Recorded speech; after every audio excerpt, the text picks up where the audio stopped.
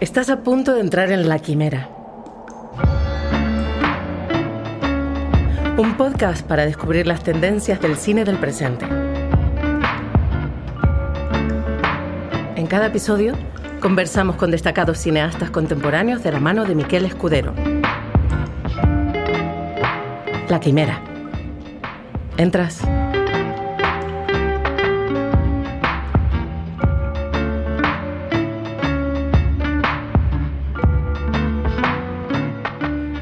Bienvenidos a La Quimera. Hoy tenemos el placer de charlar con una de las cineastas emergentes más interesantes del panorama internacional.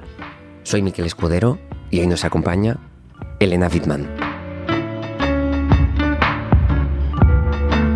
Si hay una cineasta capaz de tomar el pulso al mundo contemporáneo, es Elena Whitman. La joven creadora alemana no ha dejado de mostrar su compromiso con el mundo real a través de una filmografía que describe con una punzante y sorprendente sensibilidad la desconexión que siente la generación nacida en los 80 con el mundo contemporáneo.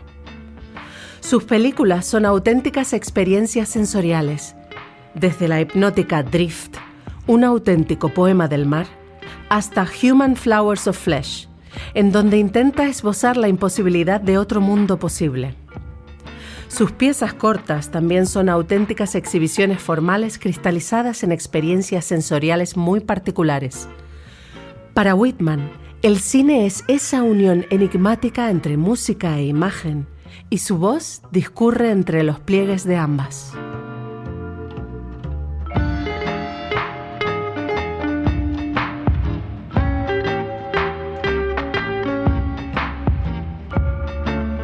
Estamos con Elena Whitman, una cineasta que nunca deja de investigar las posibilidades eternas del lenguaje cinematográfico.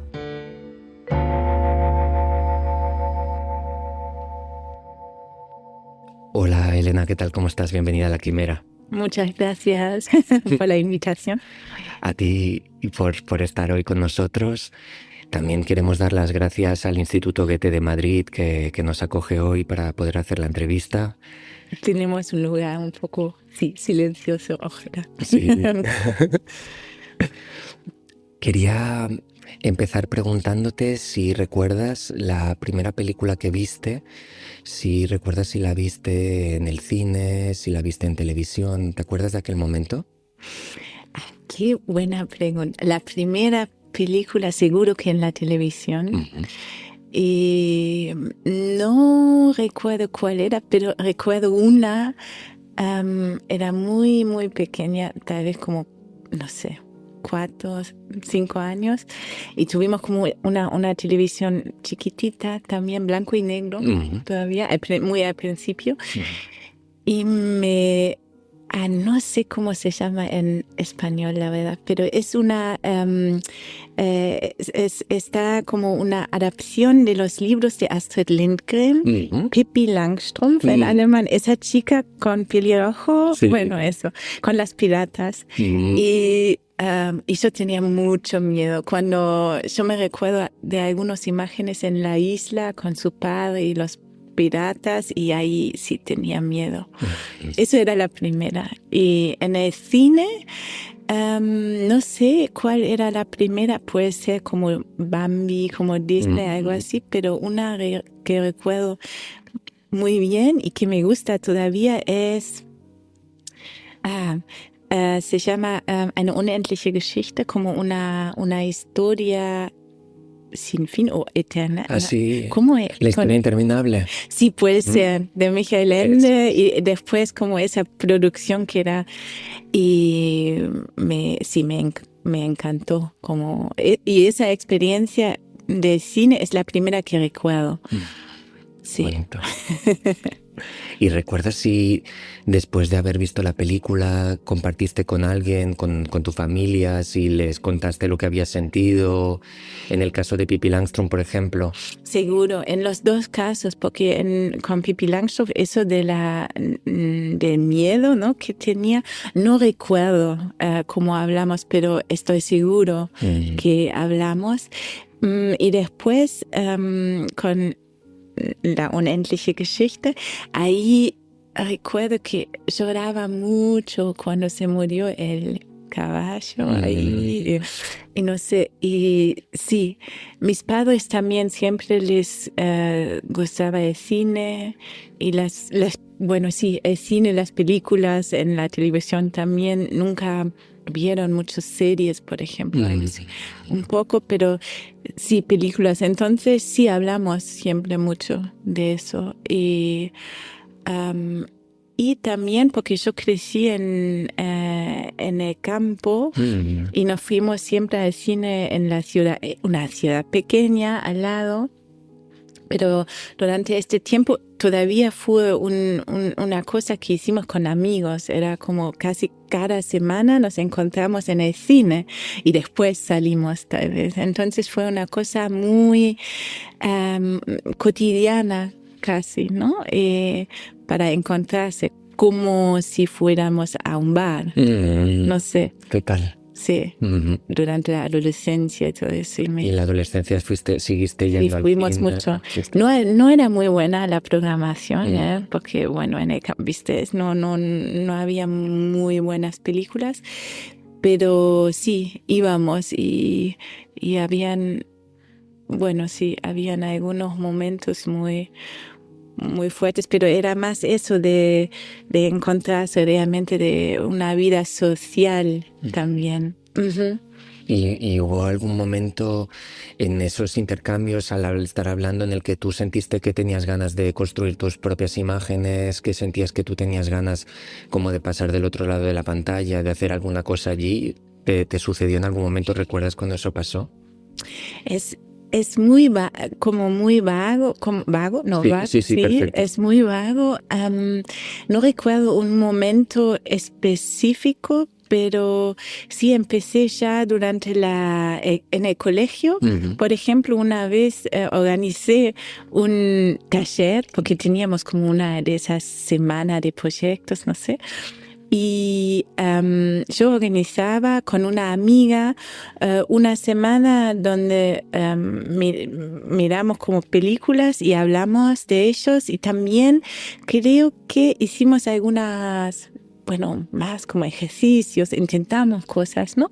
Entonces sí, me interesaba siempre la imagen también. Yo empecé muy temprano, más con la fotografía, pero siempre con el interés con la imagen en movimiento. Entonces fue como un poco un paso, y hasta ahora sigo haciendo fotografía mucho.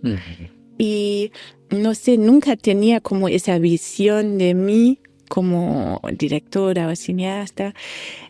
Fue demasiado grande también, no sé.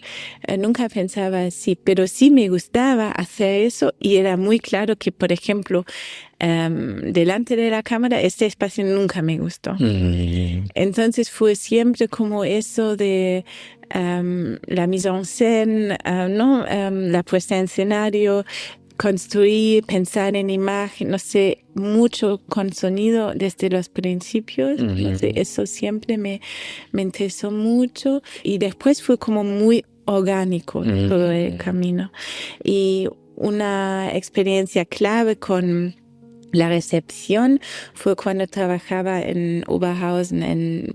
Yo tenía 21 años y fue la segunda vez, pero con mucha intensidad, de ver cine experimental, cortometrajes. Era un aniversario de Oberhausen, 50 años, entonces tenían muchos programas de archivo, y yo flipaba. Y era como algo que me tocó, me cambió mucho, ¿no? La percepción del cine, y ahí encontraba algo que sentía muy cerca, mucho más cerca que, bueno, las películas que yo podía ver antes. Claro. ¿Y en qué sentido sentías que se abrían las puertas a algo nuevo con ese cine experimental que hiciste en Oberhausen? Bueno, la primera, y eso no fue en Oberhausen, fue como 6 meses antes en Colonia, ahora me recuerdo bien, y fue en el programa de la apertura del festival, y ahí mostraron Moonlight de Stan Brakhage. Y fue realmente la primera vez.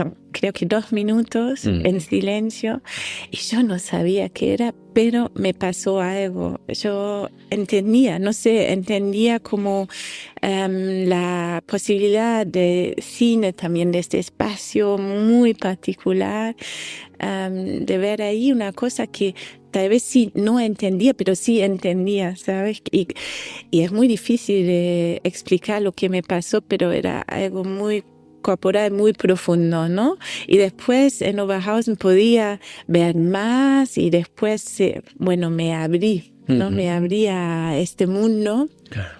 Y me fascinaba, bueno. Y cuando tú empezabas cuando tú estabas ya trabajando con la imagen, con la fotografía y ya pensando en las imágenes en movimiento, después de haber visto esas películas, cuando tenías esos 20, 21 años, cuando ya querías empezar a hacer tus primeras películas o cuando empezabas, ya sentías que querías hacerlo desde ese lugar, desde el lugar que habías sentido, desde esa experiencia corporal que había sido más fuerte que la que habías sentido en las otras películas. Es muy buena pregunta en el sentido que esas cosas, como qué es una referencia o no estoy segura. Creo que es en las dos eso funciona en las dos direcciones. Y claro que eso me inspiró. También me dio mucha confianza en que pueden ser muchas cosas el cine, ¿no? Que no solamente una narración, como será, no sé. Y entonces, yo creo que igual ya empecé con hacer las películas, las primeras cosas o ejercicios que yo hacía, era siempre muy conectado con lo que yo percibía en el mundo real. Y claro, después, cuando veía otras cosas, también me sentía más libre de experimentar, de explorar este espacio. Pero nunca fue, yo veía eso y quiero hacer lo mismo. Claro. Eso nunca fue el caso. Claro. Pero sí hay cosas que inspiraron después. Bueno, con Mothlight, por ejemplo, yo creo que en Human Flowers of Flesh, esa película volvió, ¿no? A mi conciencia, y no la había visto más que 20 años, o 20 años en este momento, pero sí tenía como estos recuerdos muy fuertes y sabía, hay algo ahí que conecta ahora con lo que estoy trabajando, y ahí sí, de esa manera funciona. A mí es una cosa que me interesa mucho de tu cine, ya desde los primeros cortometrajes que lo veo, que me doy cuenta que hay algo que va mucho más allá de la escritura, de lo racional, de lo causal, sino que va buscando como algo que trascienda eso, ¿no? Y que me parece que es muy fuerte cómo sucede, y me interesa sobre todo también mucho por preguntarte por esas primeras escrituras, ¿no? Por cuando tú empiezas a escribir tus películas a partir de las experiencias que has sentido, ¿no? En la realidad. Y pienso, por ejemplo, ahora me viene a la cabeza un cortometraje como Later, ¿no? Que es como el sonido va tomando un espacio, va tomando una dimensión, aunque la imagen estamos en ese mismo lugar, en esa misma vista, ¿no? Pero el sonido hace que todo cobre toda otra dimensión, y por eso sí que quería preguntarte por eso, ¿no? Por cómo tú, los diferentes elementos que has experimentado en la realidad, cómo luego los ordenas, ¿no? Cómo luego cuando empiezas a construir la película. Quería preguntarte por esas primeras impresiones. Sí, eso tiene caminos muy distintos y muchas, casi nunca empieza con la escritura. Vale, muy bien.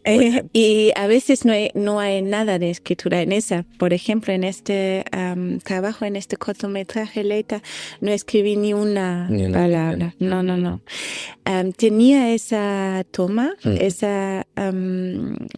la imagen, que es un plano de secuencia, y lo filmé en Brasil mientras haciendo la cinematografía por otra película. Un documental, híbrido de otro director. Y estábamos ahí y yo vio lo que estaba pasando, ¿no? Con la niebla, esa montaña y toda esa complejidad en muy poco tiempo. Y yo decidí, bueno, necesito filmar eso ahora, aparte del rodaje que hacíamos, y él aceptó. Menos mal. Y entonces tenía eso y después lo trabajaba. Y en este caso es especial porque por el sonido desde hace mucho tiempo trabajo con Nika Son. Para esa película era yo que hacía el sonido también. Ella después como mezclaba y tal. Sí. Siempre queda como esa colaboración. Y eso, claro, ahí hay un diálogo entre las dos. Eso fue en ese caso. En los otros, bueno, realmente depende. Yo me recuerdo una vez que en una mesa redonda hablando de guiones, cómo escribir guiones, y fueron como Radu Jude y Alexander Kovaritz y bueno, Devos y yo. Y hablamos y Radu dijo en algún momento, pero Elena, una película, un corto como Aracali, es imposible de escribirlo, ¿no? Y yo, bueno, sí, tiene razón, no escribía nada. Entonces, como después entra texto, ¿sabes? En este caso, por ejemplo, porque ahí hay texto, pero entra durante el proceso de hacerlo. Pero hay otras como Wildness, ahí sí escribí, no sé cómo es The Wild. Sí. Ahí sí escribí un mini guión muy sencillo también, como más bien podrías decir que era más bien un guión técnico, como que vemos que escuchamos, punto.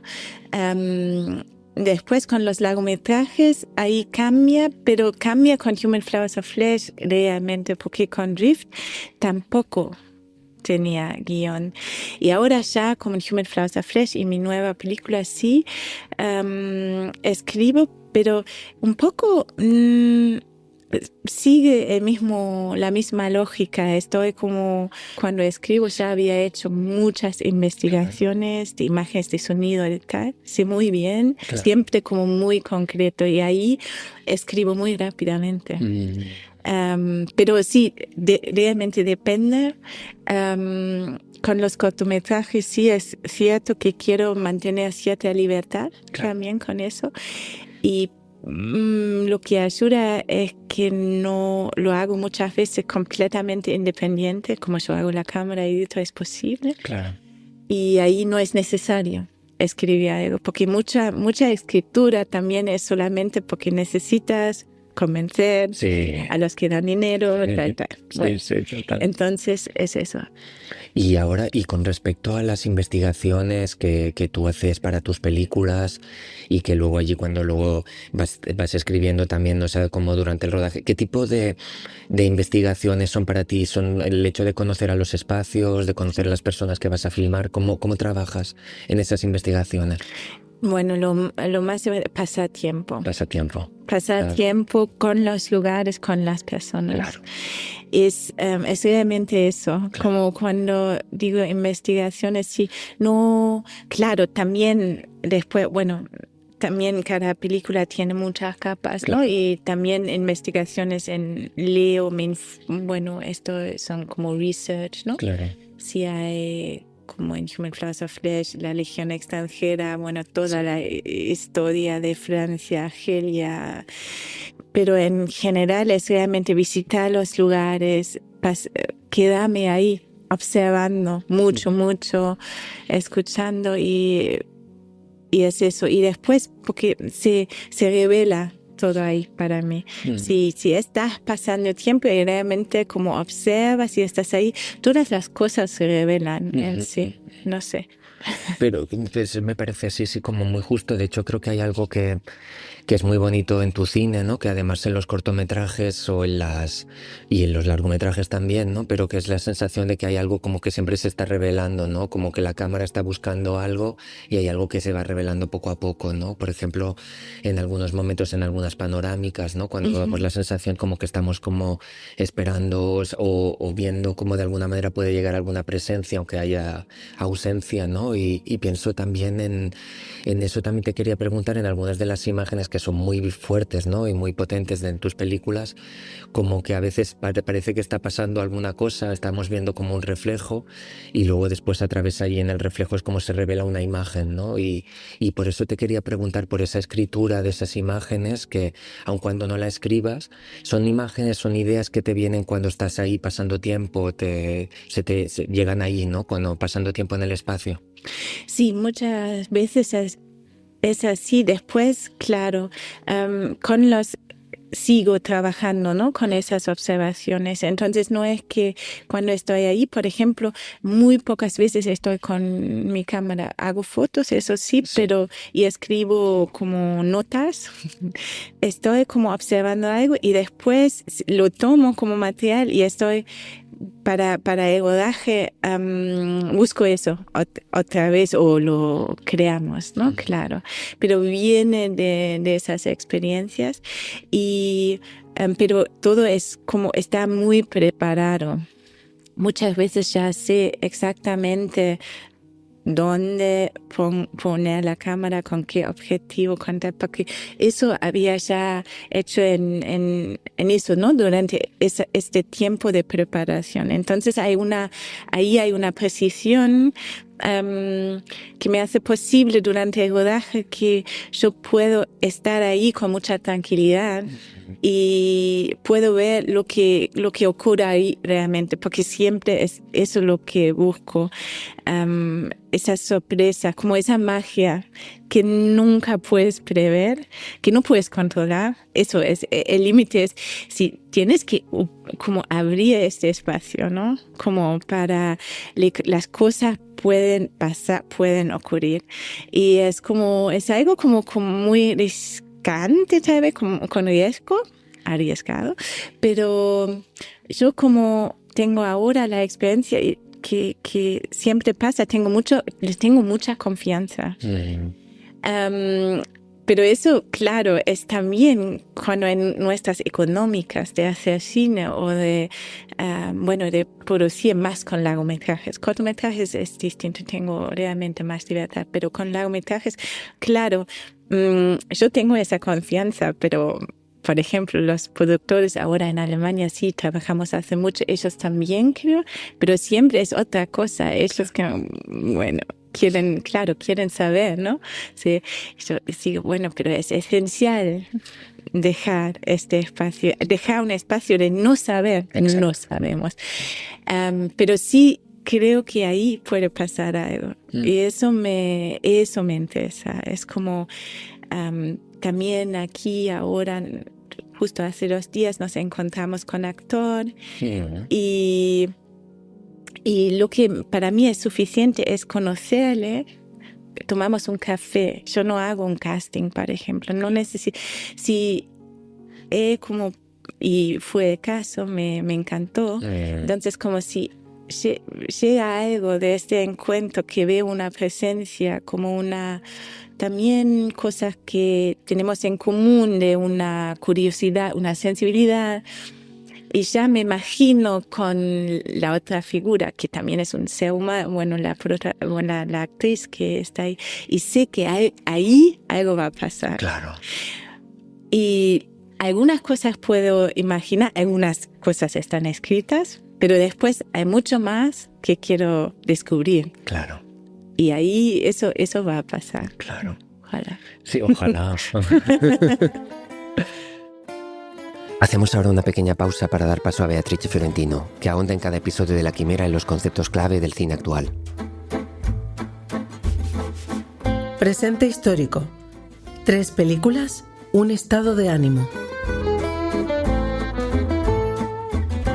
El cine nunca es neutro respecto a la época en la que nace.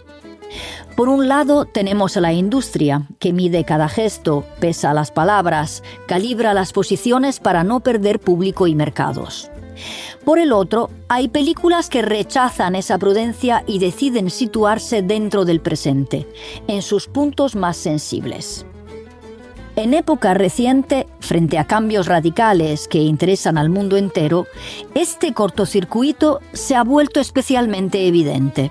Pensemos a los acontecimientos ocurridos en 2025.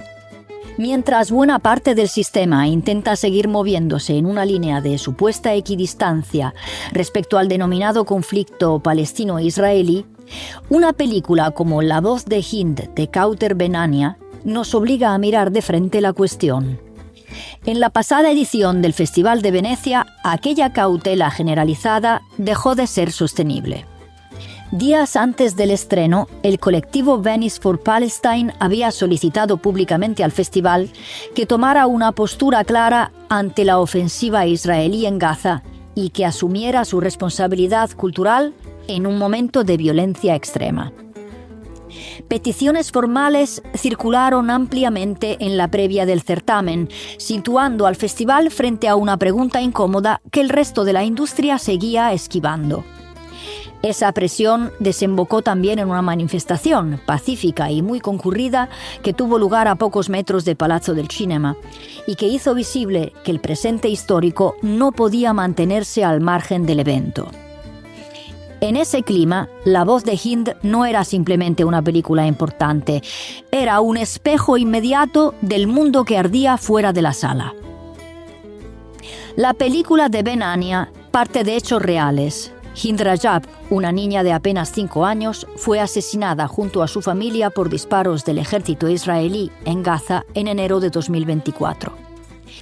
El filme reconstruye minuto a minuto la gestión de su llamada al centro de la Media Luna Roja en Ramallah, mientras que los operadores procuran guiar los rescates en un intento inútil por salvarle la vida.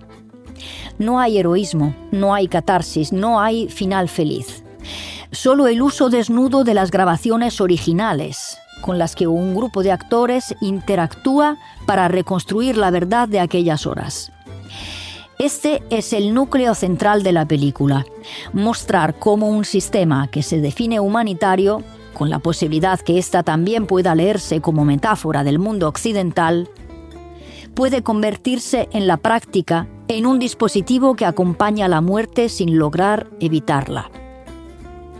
No sorprende que durante su estreno en el Festival de Venecia la película haya sido recibida con una ovación de más de 20 minutos. Tampoco sorprende el apoyo de figuras como Jonathan Glazer, Joaquin Phoenix, Alfonso Cuarón, Brad Pitt o Rooney Mara, productores ejecutivos que han puesto su nombre detrás de un título abiertamente político.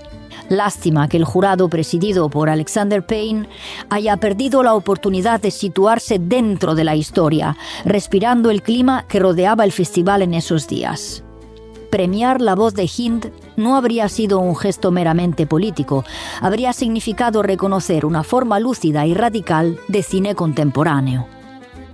La película no opera desde el chantaje emocional ni desde el impacto mediático, sino desde un dispositivo formal riguroso, híbrido conceptual, profundamente ético, que transforma un hecho atroz en un acto de claridad cinematográfica. Otorgarle el Grand Jury Prize sonó a veredicto temeroso, casi evasivo, mientras que el León de Oro recayó en una obra mucho más tranquilizadora, estadounidense y en cualquier caso claramente fuera de su tiempo, como Father, Mother, Sister, Brother de Jim Jarmusch. Si Hind Rajab nos enfrenta a las responsabilidades de un presente global, una batalla tras otra de Paul Thomas Anderson, también estrenada en 2025, trabaja en otro frente, el de una América que ya no consigue contarse a sí misma sino como una secuencia continua de conflictos, reales y simbólicos. La película, adaptación libre de Vineland de Thomas Pynchon, traslada un material situado originalmente en 1984 a un presente indeterminado, dentro de una América abstracta y sin embargo muy reconocible, donde asoman en filigrana los síntomas de la era trumpista.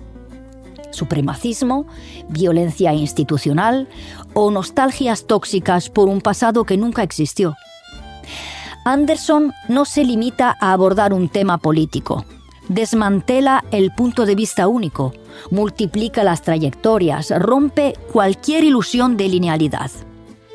Es una película poblada, desordenada, donde las revoluciones frustradas y las derivas individuales se mezclan hasta confundirse. Una novela americana que ya no mira al mito fundacional, sino a los escombros que quedan. Sin salir de Estados Unidos, pero desplazándonos del mito americano a su fractura más reciente, Una casa llena de dinamita de Kathryn Bigelow añade un tercer movimiento que dialoga de lleno con el clima político y emocional del país y de Occidente en 2025. No es casual que la película llegue en un momento político marcado por discursos polarizadores y por una creciente sensación de inestabilidad interna, un clima que condiciona tanto la percepción pública como el modo en que el país se piensa a sí mismo en el escenario internacional. Esa atmósfera ha reactivado viejos reflejos paranoicos que remiten al cine de la Guerra Fría, cuando la sospecha precedía a los hechos y cualquier gesto ambiguo podía convertirse en amenaza. A esa lógica se suma un elemento que parecía relegado al pasado y que hoy vuelve a ocupar titulares y debates estratégicos: la amenaza nuclear. No ya como enfrentamiento entre bloques claramente identificables, sino como posibilidad difusa, donde el enemigo no siempre tiene rostro ni frontera definida. Bigelow observa la maquinaria del poder desde dentro. Salas de situación, cadenas de mando que se bloquean, asesores divididos entre la cautela y el instinto represivo. La película crece en el territorio de la duda, entre una sensación de amenaza real y su percepción amplificada. Una casa llena de dinamita no dramatiza la catástrofe, sino la gestión del miedo, lo que ocurre en el breve intervalo en que un país debe interpretar el mundo antes de actuar. Y es ahí donde su gesto se vuelve profundamente contemporáneo, en la lucidez con que muestra una democracia fatigada, desconfiada de sus propios protocolos, vulnerable a sus propios mecanismos de defensa. Bigelow filma un presente donde las instituciones parecen sólidas, pero tiemblan por dentro, no porque estén al borde del colapso, sino porque han perdido la certeza de cómo sostenerse en un clima político y emocional cada vez más inflamable. Volvemos ahora con la cineasta Elena Wittmann para seguir entendiendo su manera de ver el cine. Creo que eso es algo que es muy interesante en tu cine, que es el hecho de abrazar el misterio, ¿no? Justamente de ir a buscar lo que no sabemos. Y pienso en cómo también debería preguntarte por algo, uno de los cortos tuyos que más me ha interpelado, que es el de Ada Calais, que es la idea de esos personajes que van buscando algo, lo que todavía no sabemos, y creo que es algo como que siento que es muy profundo, ¿no? En tu cine, como el hecho de esa travesía, de ir a buscar algo, de abrazar ese misterio. Y sí que quería preguntarte por eso, por luego cuando tú sientes que has encontrado alguna cosa, ¿no? Cuando tú has abrazado ese misterio, has ido a buscar en esa travesía durante toda esa película, y cuando empiezas a sentir que has encontrado alguna cosa, cuando empiezas a sentir que hay algo que ya empieza a cobrar una especie de sentido, una suerte de que ya ha pasado algo. ¿Cómo es para ti ese momento? Cuando tengo material, material digo como por ejemplo si intento algo o si tengo material para Ada Calais, por ejemplo, esas tomas en el apartamento, las filmé hace tiempo, mucho tiempo atrás, como en 2014. Y después los tengo y sabía que tienen algo, porque los veo y siento, pero no tenía todavía la película, para nada. Tenía un elemento y sabía. Claro. Y es como si, ¿sabes? Como es un poco como un pensamiento, un pensamiento, un sentimiento que está ahí, que es fuerte, que transporta algo, pero que necesita como está acompañado más o para entrar en un diálogo o para abrir más espacio de resonancia, creo. Pero es cierto que si siento algo así, normalmente no es cuando entiendo o cuando ¿cómo es? Cuando se revela Sí. el misterio. Normalmente ahí no me interesa más. Claro. Ahí lo dejo. Claro. Sí, entiendo, para mí no quiera ser muy interesante ni a llevar a una película. Entonces, todas las películas que existen ahora, para mí mantienen cierto misterio, hasta para mí, ¿no? Ujú. Y creo que es casi como una criteria para mí, si tienen el derecho de existir o no. Claro. Un poco. Y entonces, a veces me da miedo, por ejemplo, en los procesos cuando escribo un guión, por ejemplo, y porque tienes tanto tiempo de pensar todo, es como que, ojalá que no sea demasiado claro, no demasiado resuelto. Claro. Porque eso no me interesan las cosas resueltas. Claro. Entonces, como necesitan siempre tener algunas, puertas que van a lo desconocido y también que dan después a la gente que vea esa película un espacio para ellos mismos, que no sea el mío. No quiero conocerlo, quiero conocerlo tal vez por otros. Y eso pasa mucho y como que quiero que la gente se siente como autorizado a habitar esas películas. Claro. A hacerles suyos. Claro. Y ahí siguen siendo vivos y ahí, es eso que creo que es importante para mí. Sí, y me parece así muy justo, ¿no? De hecho, pienso, ahora recordaba, uno de los momentos que más me habían golpeado y me parecía muy fuerte es el final de Human Flowers of Flesh, el momento en que Aida se gira, ¿no? Y un momento en el que tampoco no sabemos muy bien lo que está pasando, pero ahí se giró y ya está, y hay una especie como también del misterio, ¿no? Que esconde la mirada. Y eso me interesa preguntarte por eso, ¿no? Porque, por ejemplo, en Teresa y Josefina, que ellas no sabemos muy bien hasta qué punto interpretan un personaje o no sabemos quiénes son, pero en el caso de Human Flowers of Flesh sí que esos personajes sí que interpretan, sí que son unos actores, actrices interpretando unos personajes. ¿Y cómo es para ti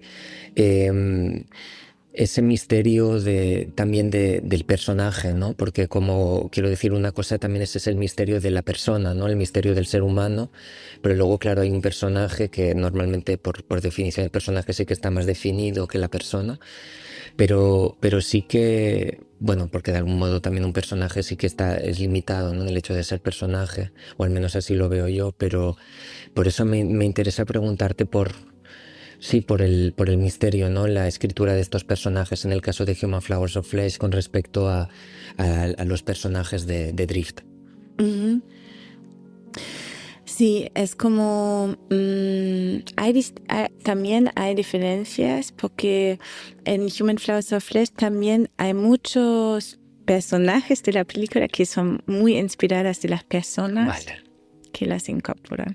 Entonces conocía al principio ellos y después escribí. Entraron el equipo de esa manera. Hay otros y la protagonista Ida sí está como escrito como personaje y está como, es Angélica Papulia, quien es una actriz súper profesional, también directora de teatro y hace muchas cosas más, pero sí, también es actriz. Y en su caso es súper interesante porque yo estaba buscando mucho a una actriz, no solamente actriz, ¿sabes? Yo estaba buscando en la danza, en música, no sé, no tenía que ser una actriz para mí, pero sí, al final fue Angélica, porque era muy difícil encontrar a alguien para este rol. Y con Angélica, cuando nos encontramos la primera vez para hablar, era ella que me interesó. como persona. Eso también durante los primeros días de rodaje me daba cuenta. Era muy interesante y para ella también nada fácil, porque yo le decía, porque al principio ella, bueno, claro, actuaba como era, como profesión, y yo, para mí no funcionaba mucho. Y hablamos y intentamos de encontrar un camino. Ella me preguntaba, ¿pero qué quieres exactamente? Y yo le decía, bueno, la verdad es que es tu presencia como persona, que es eso que me ha convencido, porque es mucho más complejo y mucho más misterioso también que un personaje. No creo que tienes que representar alguna idea ahí. Y entonces sí, empezamos así. Otra cosa también como que funcionó muy bien, ¿no? Trabajamos mucho por la escucha, por realmente solamente estar presente. Y claro, hicimos todo como esa trayectoria en un barco. Eso cambia también, es como cambia tu mente. Es muy poderoso como experiencia y ayuda mucho. Pero después tenía mucho más escenas, por ejemplo, con diálogo. No muchísimas, pero tenía. Sí. Y cuando empecé a editar la película, me daba cuenta que algo ahí no funcionaba. Y no era por la calidad de los diálogos. Eso sí funcionaba en sí. Pero tenía que entender y es justo eso, que los diálogos definieron mucho como los personajes. Y justo en Human Flowers of Flesh no quería eso. Claro. Quería que mantengan esa libertad como algo muy raro en el cine también, ¿no? Y creo que, pero algo abierto, que estén libres como personajes, sí. Claro. Y personas, no sé, es Sí. como. Y entonces quité casi todos los diálogos del montaje. Y ahí sí, me pareció mucho más cerca a lo que quería hacer y funcionaba. Ahora en la nueva voy a trabajar más con diálogo, pero ahí es otra construcción también. Ahora es con cada película, Claro. con cada rodaje, no sé, experiencia, aprendo un montón, claro. Es como también, ¿no? Es como cambian las cosas. Qué bueno. Pero sí. Qué bonito. Seu objetivo era experimentar aquilo diretamente.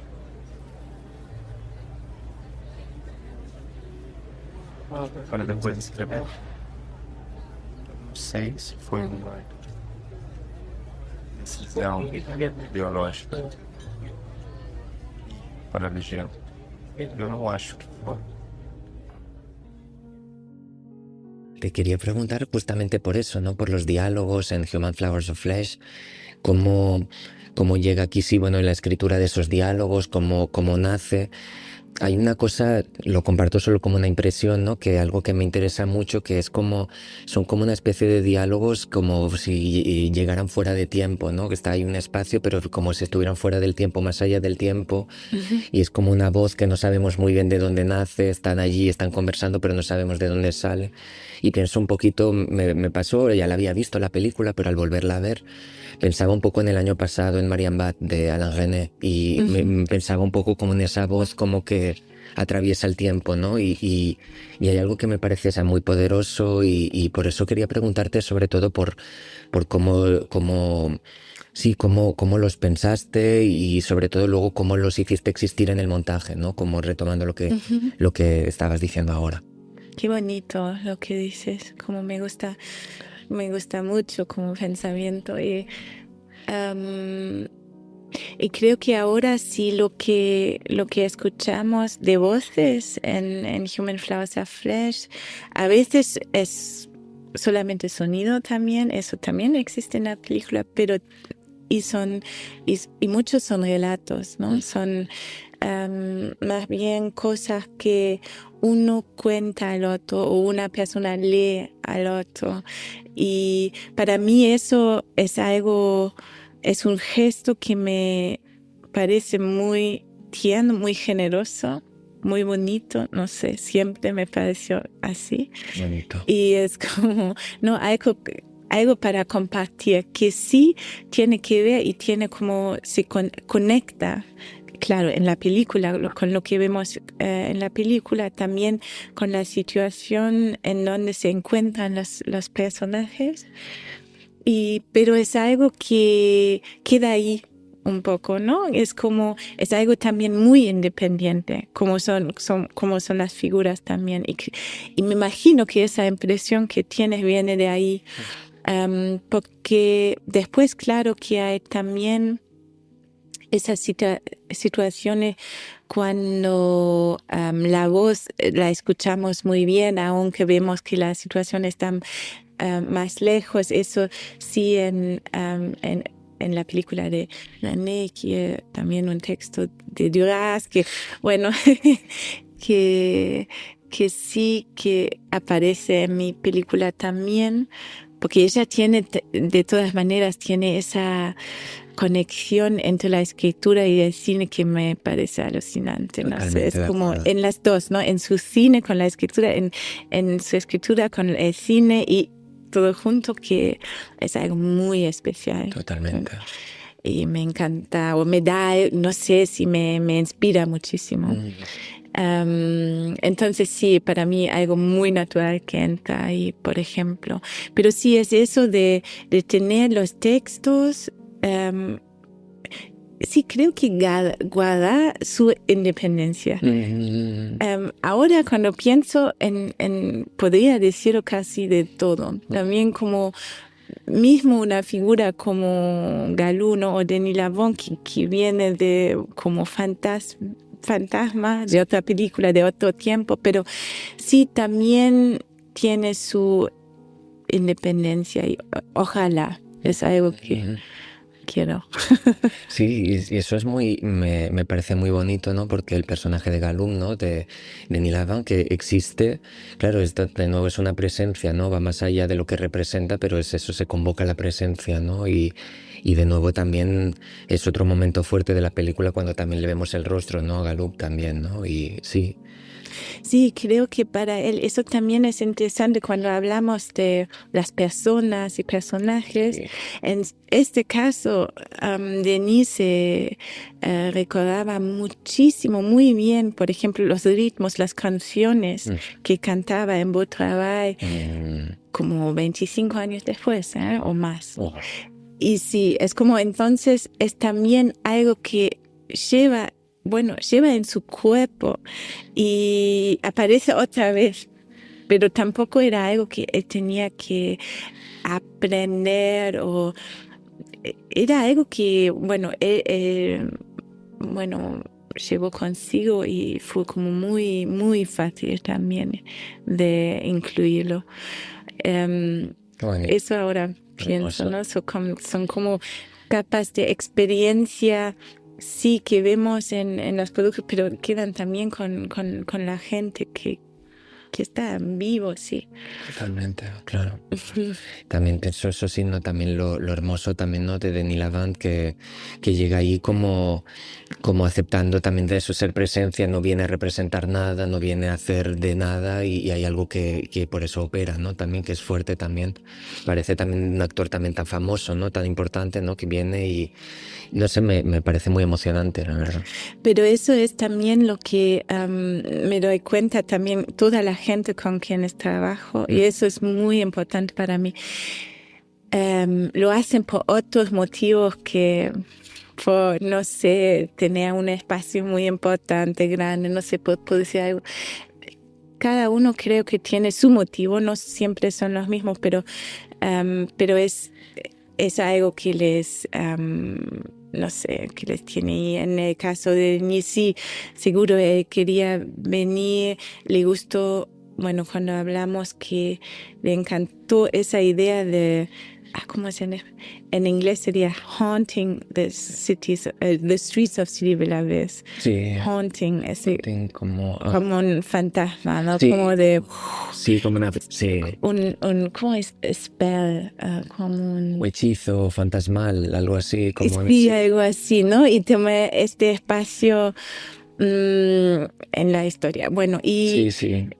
y bueno, y él, como los otros, también es un actor muy conocido, pero también escribe, le encanta estar, le interesan tantas cosas más. Es Totalmente. muy curioso, es eso. Sí. Y pensaba, sí, sí, también porque también los otros personajes, ¿no? De Human Flowers of Flesh también como existen, también por lo que hablábamos antes, ¿no? También de los ecos de la voz que van existiendo también en otros planos y la voz va atravesando. Y quería preguntarte también por eso, ¿no? Por el montaje, por todo ese trabajo, ¿no? De esos momentos de revelación, esos momentos que hablábamos de en cuanto las diferentes intuiciones van tomando sentido, van cobrando nuevas dimensiones. Y luego el momento en el que cuando todos esos momentos, cuando llega el momento de llegar a la sala de montaje y empezar a unarlos, ¿no? Y empezar a juntarlos como, claro, eso Locura. locura, ¿no? Es que yo lo veo, debe ser muy difícil, claro, bueno, yo lo veo de fuera, me parece muy difícil y esos momentos de alquimia, porque luego todo va operando y encuentra el sentido, ¿no? Sí, no sé, algo, sí, eso es realmente muy loco. Y por eso creo que lo hago yo también lo mismo. Para mí es como forma parte de encontrar la película también otra vez. Porque necesito, en este momento, lo primero que necesito olvidar es todas las intenciones, todo lo que pasó durante el rodaje. Olvidar todo eso y ver solamente lo que hay. Que es completamente diferente normalmente, que en el mejor caso, totalmente no, pero sí, tienes que, y por eso normalmente lo que hago es mirar todo muchas veces sin sonido, empiezo como solamente con las imágenes y ver. Es como si yo pondría como un reset, ¿no? Y ahí descubriendo y después depende, a veces como empiezo con organizar, empiezo en algún lugar, normalmente no es el principio, pero sí veo algo, una idea, algo que veo ahí y empiezo sí con combinaciones, ¿no? Con ver lo que pasa entre dos imágenes, por ejemplo. O puedo añadir como un sonido y ahí ver, ok, ¿qué es que pasa ahí? Y después, claro, es también intentar de construir el arco, ¿no? General, que es lo que menos me gusta normalmente, pero es súper necesario, obviamente. Después ya en los detalles y en los momentos, eso me encanta, como trabajarlos bien y ver. Y es también como es una mezcla entre pensar como y analizar, entender y hacer y experimentar. Siempre también intento de tomarme tiempo para hacer como cosas muy locas. Porque normalmente siempre algo, no todo, pero algo pasa y que pienso, eso es interesante, tal vez puedo como incluirlo en la peli. Claro. Pero es como, sí, es un proceso. Después también con el sonido, ¿no? Con Nika trabajo al mismo tiempo normalmente. Ella entra muy temprano durante el montaje. Entonces ahí ya empieza unas vibraciones, digamos, ¿no? Multidimensionales. Claro. Es muy... Por eso siempre digo, y es verdad que para mí es algo muy escultural, como el proceso de montaje es una cosa que tiene muchas direcciones, como muchas perspectivas posibles y hay que verlo todo siempre de ángulos, ¿no? Ángulos diferentes y tal, pero... Y por eso también hay algunas decisiones de montaje, ¿no? Que me parecen también interesantes, ¿no? Que tiene que ver, por ejemplo, con cómo haces existir también los espacios, ¿no? En el montaje, en la película y cómo quedan. Pienso en eso, ¿no? Como en los momentos en los cuales el espacio va más allá de la presencia de un ser humano, ¿no? Dentro del plano, ¿no? Creo que eso, bueno, al menos recuerdo en la época de estudiante que era una cosa que nos contaban, que era en Estjo Viuye también, ¿no? Que era la importancia, digamos, de que el espacio quede más allá del personaje, ¿no? Sí. Y sí, no sé, te quería preguntar Sí. por eso, por cómo, No, cómo lo piensas, cómo lo haces, piensas en hacer existir el espacio en la película. sí, yo creo que ahí hay algo que que me encanta, que también viene con mi experiencia, como yo siento siempre, sí, el espacio queda. Eso, como el tiempo que pasa, que va a pasar siempre. Y no cambiamos mucho de eso, aunque sí es verdad que la presencia de un ser humano cambia el espacio, eso es claro. Sí, Pero es interesante quedarse en este espacio sin la presencia de un ser humano, que obviamente solamente es posible en el cine, también lo sé. es verdad, es verdad. Porque si no, Es verdad. y no es verdad, porque yo estoy con la cámara, pero tenemos la ilusión de que existía sin nosotros y es muy especial eso. No sé, es como, y creo que nos abre también un espacio para comprender, comprender cosas, ¿no? Y no sé, reflexionar sobre la percepción del tiempo, como también la existencia en sí misma. Creo que es algo muy existencial, no sé, muy banal y muy existencial a la vez. Es como eso, pero sí es una de las cosas que ofrece el cine, Es verdad, es verdad. que me encanta. Sí. Y a la vez, así mismo, por eso también cuando pienso ahora en Drift, ¿no? En algunos planos, ¿no? Como con el diálogo entre el interior y el exterior, ¿no? Cuando, por ejemplo, en muchas ocasiones cuando estamos en el exterior y allí sí volvemos a escuchar un sonido, ¿no? Cuando a veces en el interior no está, el sonido era distinto, ¿no? Bueno, y hay algo también que me parecía así fuerte, ¿no? También de cómo el sonido también cambia la percepción de los espacios, ¿no?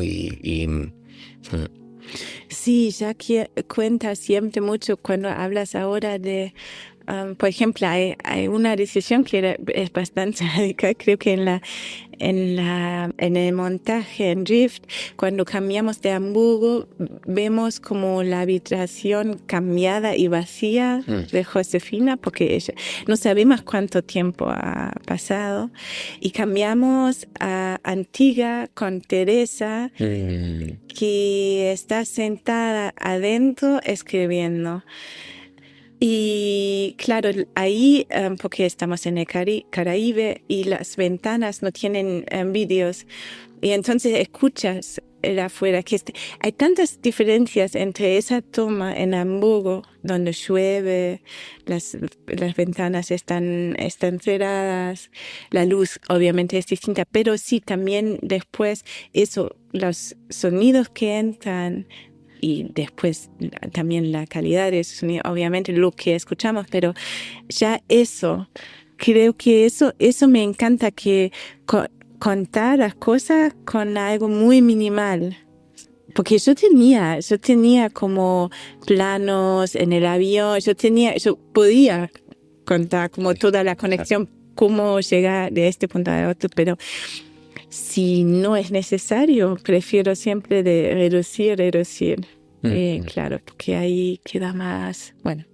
Que a la vez también son como esos viajes invisibles, ¿no? Pienso, hablabas ahora de Antigua y cuando también uno en el inicio de Human Flowers of Flesh también hay esa jarra, ¿no? De Antigua, ¿no? Creo, sí, y pienso un poco también, es algo que ahora al tener la oportunidad, que para mí ha sido un placer muy grande, ¿no? De poder revisionar todas tus películas juntas, también hay esa sensación de diálogo entre ellas, ¿no? De diálogo invisible, de pequeños viajes invisibles entre las películas.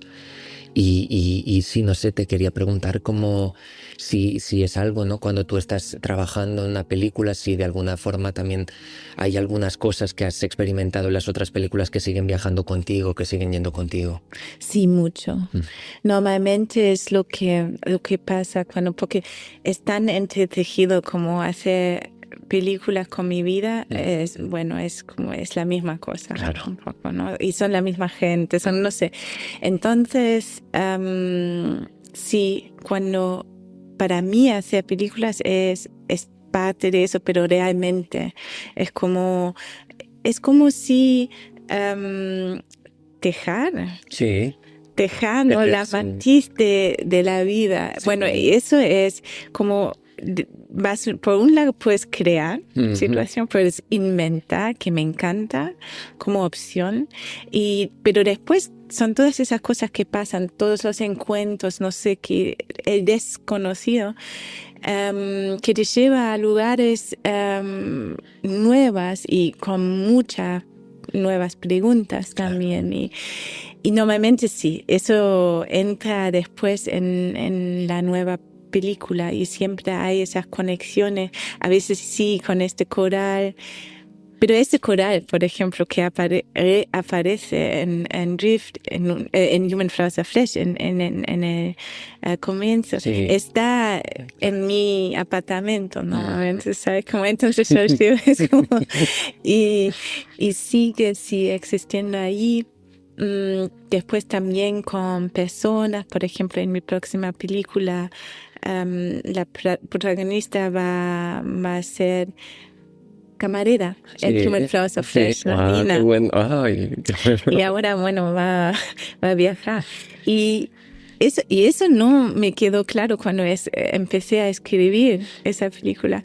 Bueno, yo escribía, pero después le di el mismo nombre, pero no era te juro que no era como una cosa como, es la misma, pero después sí, claro. Es como esa figura que ahora como vamos, es como un desvío, seguimos esa persona por un momento en otros lugares, conexiones, y bueno, sí, seguimos ahí.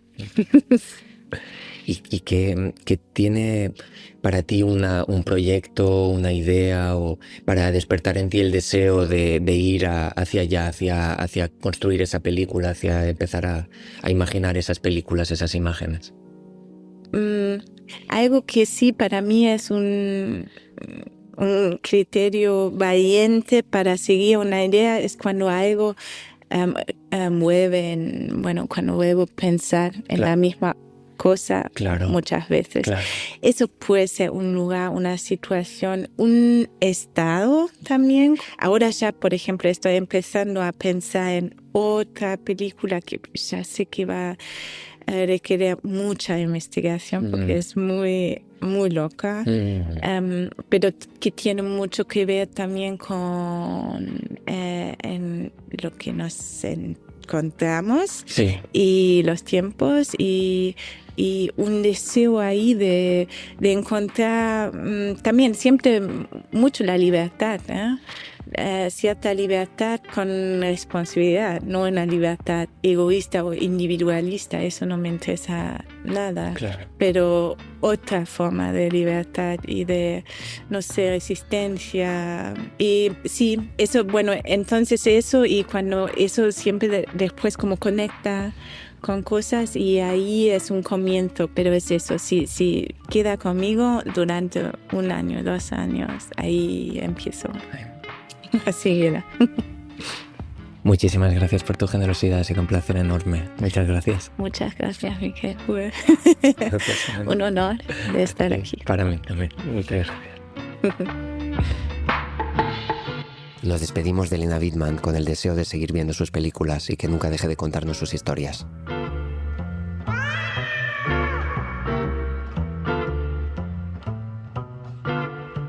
La Quimera, un podcast producido por el Instituto de Formación e Investigación Cinematográfica con el apoyo del Ministerio de Cultura del Gobierno de España. Descubre a más cineastas contemporáneos escuchándonos en tu plataforma de podcast favorita o en nuestra web podcastlaquimera.com.